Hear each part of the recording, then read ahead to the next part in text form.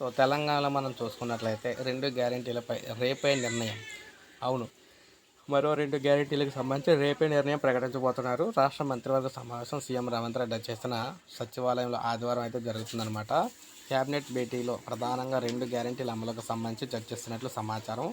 500కే gas cylinder, 200 యూనిట్ల వరకు ఉచిత విద్యుత్ సరఫరాకు సంబంధించి కూలంకషంగా చర్చించి అమలు చేసే తేదీని కూడా నిర్ణయించే అవకాశం అయితే ఉన్నట్లు తెలుస్తుంది.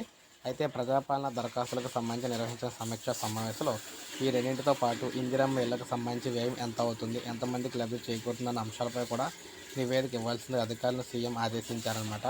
కాగా ఆదివారం నాడు జరిగే సమావేశంలో ఈ రెండింటిని అమలు చేయాలనే దానిపై తుది నిర్ణయం తీసుకున్నట్లయితే సమాచారం.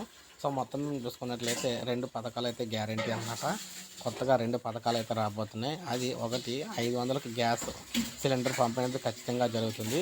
అయితే ఉచిత కరెంటు పథకం అమలు చేస్తారా, లేతే ఇల్లు ఉచితంగా ఇచ్చే ఇళ్ళకు సంబంధించి ఇందిరమ్మ ఇళ్ళకి సంబంధించి పథకాన్ని అమలు చేస్తారనేది ఇంకా సందిగ్ధంలో అయితే ఉందన్నమాట. నెక్స్ట్ అప్డేట్ రాగానే మీకు వీడియో రూపాయలు అందిస్తాను. ఒక లైక్ చేయండి, సబ్స్క్రైబ్ చేసుకోకపోతే మన ఛానల్ సబ్స్క్రైబ్ చేసుకొని ఫాలో అవుతున్నాను.